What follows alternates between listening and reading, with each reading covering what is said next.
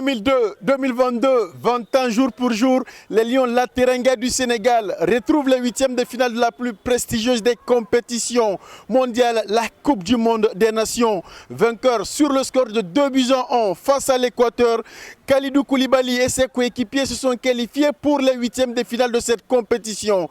Internaute de Sport News 224, bonsoir à tous et bienvenue. Tout le plaisir est pour la Dream Team de vous retrouver nombreux sur votre quotidien sportif.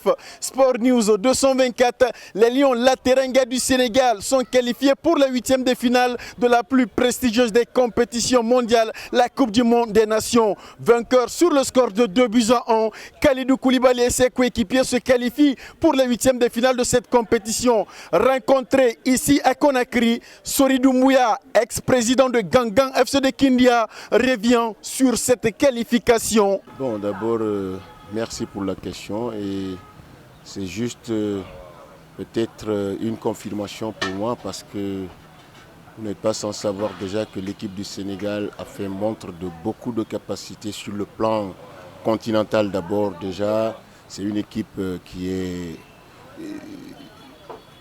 championne d'Afrique et en plus de ça, comparée à celle des anciens de leur entraîneur aujourd'hui qui a franchi aussi, qui a eu le privilège de franchir aussi les tours préliminaires pour passer au second tour. Et cette fois-ci, c'est une génération d'abord qui est, moi je ne vais pas me permettre d'appeler que c'est une génération dorée, mais franchement, c'est une génération de footballeurs qui est en train de mettre, qui a mis le football sénégalais sur la sellette.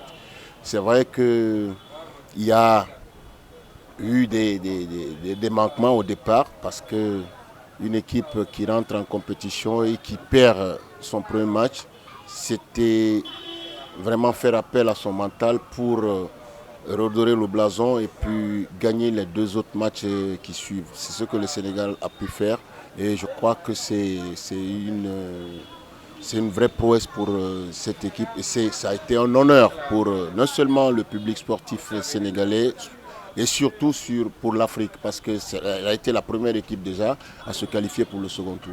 Oui, peut-être sur le discours du coach. C'est vrai que Sadio Mané étant une pièce maîtresse de cette équipe, et le perdre comme ça avant l'entame d'une compétition, ça devait faire un coup. Mais je crois que Cissé a eu le courage et vraiment les mots qu'il fallait pour que cette jeune génération se galvanise. Sans Sadio Mané, il les a fait croire que ce n'est pas Mané seul qui pouvait faire cette équipe. Derrière, il y avait des jeunes gens qui pouvaient aussi faire autant ou mieux. Et je crois que c'est le discours là qui a tenu et c'est ce qui a fait que vous avez vu une équipe sénégalaise d'abord comme vous l'avez dit, comme nous le disons, qui a raté sa sortie parce que ce qu'elle voulait jouer comme tactique, ça n'a pas réussi. Parce que si tu laisses ton adversaire le jeu, toi tu te replies pour dire je vais jouer le match nul déjà et machin, ça complique les données. Et je crois que c'est ce qui les a eu contre la Hollande. Et je crois que l'entraîneur a pu corriger cela en leur disant allez-y les jeunes, allez-y les gars, sans Sadio, on peut encore faire mieux. On a vu les Gana Gueye, on a vu les Konaté qui sont venus, qui ont vraiment joué le jeu. Et jusqu'ici, je crois qu'ils ont fait du sans faute. Et franchement, moi je ne dis que ça ne tenait qu'au discours du coach. Parce que vraiment, il a su non seulement mettre les jeunes à leur place, mais pour leur dire encore une fois, rien n'est perdu. Rien n'est perdu et nous sommes une équipe, on peut aller de l'avant avec ou sans Sadio. L'adversaire du Sénégal en huitième de finale s'appelle l'Angleterre. Quelles sont les chances de protéger d'Aliou Cissé face au Tri-Lion? Bon, d'abord une opposition de style, ça il faut le dire d'entrée parce que c'est une autre compétition qui commence pour le Sénégal.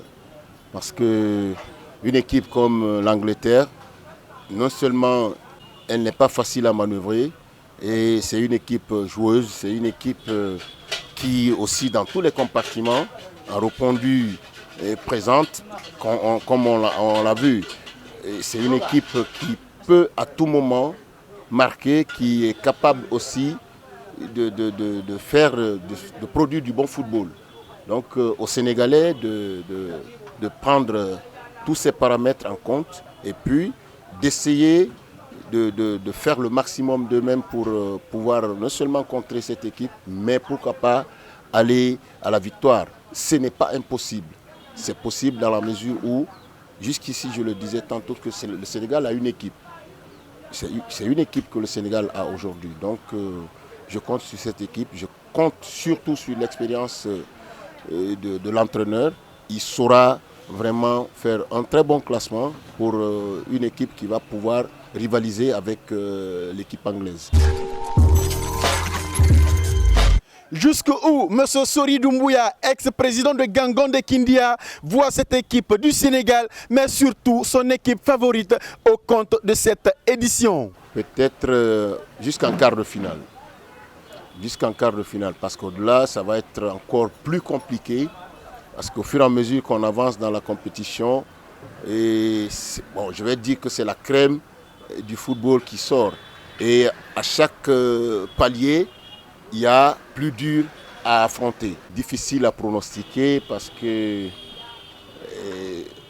au vu de ce que nous sommes en train de vivre déjà, pour moi c'est très difficile. Mais je peux donner le Brésil, la France et peut-être l'Espagne.